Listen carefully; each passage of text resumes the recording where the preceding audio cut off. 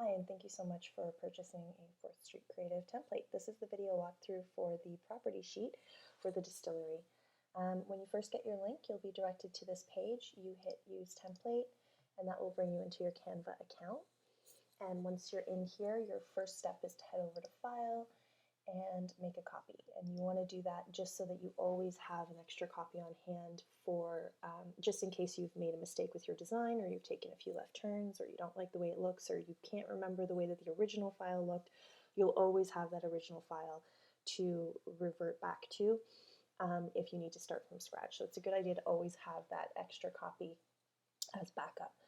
And once you've done that, you're ready to start designing. So you go over to Uploads, you upload an image or video, and then you find your own listing photos, upload them into Canva, and then you're ready to start designing. So in order to change the photos, what you want to do is you want to grab the photo of the front of the house or property and just hover over the image box, and that will pop it directly into place. If you're not happy with how it's sitting in that image box, you double click and it will allow you to change the orientation of that within the image box. Once I'm happy with the way that the image is sitting in the box, I always lock it, and that's because if I ever want to add, let's say, this icon on top of the image, I can do that without Canva trying to pop the image out of place. So I'll show you. If I don't lock it and I try to bring, let's say, this, it will try to pop the image out of place. So it's always a good idea to just, once you're happy with your images, to just lock them, and then you won't have any wonky things happening in Canva. Of course, there is an overlay here, so you can change this color to suit your brand needs or your listing needs. You can change it to anything you'd like. We're going to keep it brown for the purpose of this tutorial. And you change your listing information here, your property information, and you can highlight the text in the box, change the font itself, change the size. You can change the spacing. So this is a way to add style to your design if you need it spaced out a little bit more.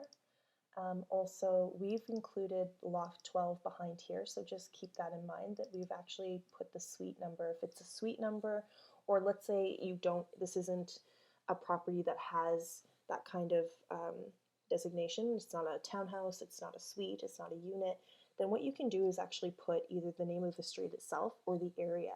So I might just put distillery behind there, and then you have that nice effect.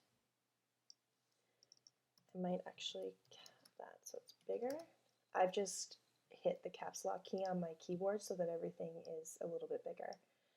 And that looks great. I mean, it might be competing a little bit, so I might head over here to transparency and bring that down a bit, just so it's very subtle in the background. And then I'll head over to my second page. And on the second page, this is where you're going to change all the photos and you're going to change all the property information. So this is pretty easy. You just you click on the box that you want to change, and you can change this call to action here. Sorry, not call to action, this description. And again, with this, it's obviously your property won't be loft 12, so you want to change that. You want to change these headings. So what we've done with these is just create like an overview of the top 5 property details. So this is where you would give them like just a quick overview. These are the best things about this property. And then the space is where you would put your write-up. And then the rooms obviously is where you put the room dimensions. These are just suggestions, so you can obviously change this to whatever you want. You could actually have this whole section be a write-up. We've just done it this way to show you options of how you can give the most amount of information in the least amount of space. Again, there's loft 12 behind here, so if you don't have that or it doesn't fit, you can simply delete it or just double click on the box and make it work for your property. We're going to leave it for now. All the images can be changed, of course, so just make sure that the image box is highlighted and then move your own image in place. Double click on the box to change the positioning of it within the photo box. So I'm going to, let's say, do something like that. And then just change all the images to suit your needs.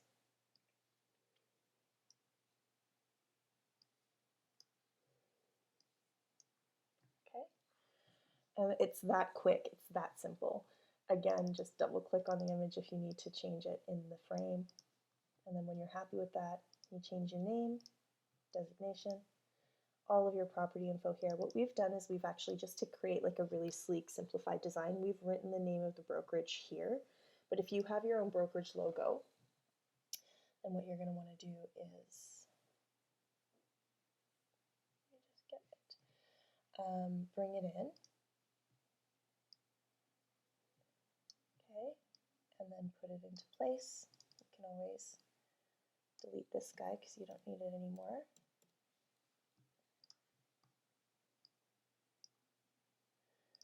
And this is a logo that we created ourselves and brought into the program, so you can't change the color within the program. So you would have to make sure that, usually brokerages give you a light version and a dark version, so you want to upload the light version into Canva and pop that into place. And once you're happy with that, also if you want to add your photo, you just click it once, shrink it down to size.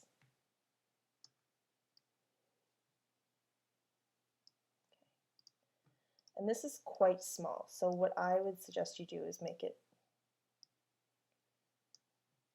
a little bit wider and just make it a pure headshot so that he takes up a little bit more of the frame. And in that way, you can change the size of the text as well, just to suit your needs. I'm going to make that about 50, which is quite large still, but we're going for style.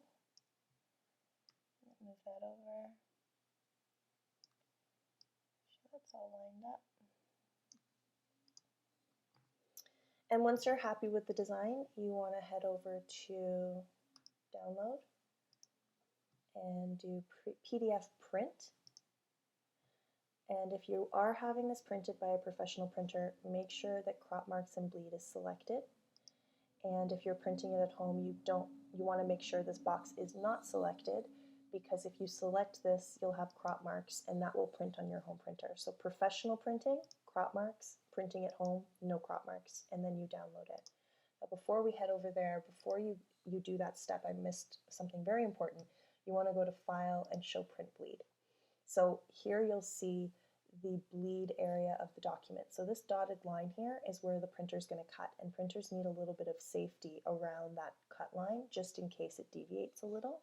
So what you want to make sure you do is all the images should bleed out to that line. So just extend all the images, everything to that line, including your photo, including this box, okay, and including this guy. You want to just make sure it's all extended out to the edge, and do the same thing for the front. Oh, it's locked. Unlock it.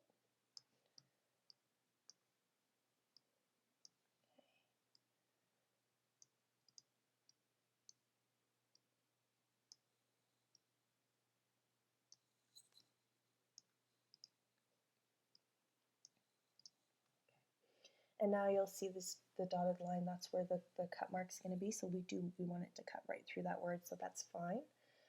When you're happy with that, download, PDF print, crop marks. And when this is done downloading, we're just going to take a quick look to make sure that everything's saved correctly. And it looks like it did. So here is your document with your crop marks. And you just want to take a look and make sure that nothing is too close to the crop mark, because then it might get cut by the printer. So you always want to leave a little bit of space. You can see that there's about 1/4 of an inch here between this and the crop mark, and that's a good healthy space to be leaving. And that is it. If you need any more help or want any more tips and tricks or walkthroughs, you can head over to fourthstreetcreative.com/tutorials, and that's where our resource library is. Happy designing! Ladies.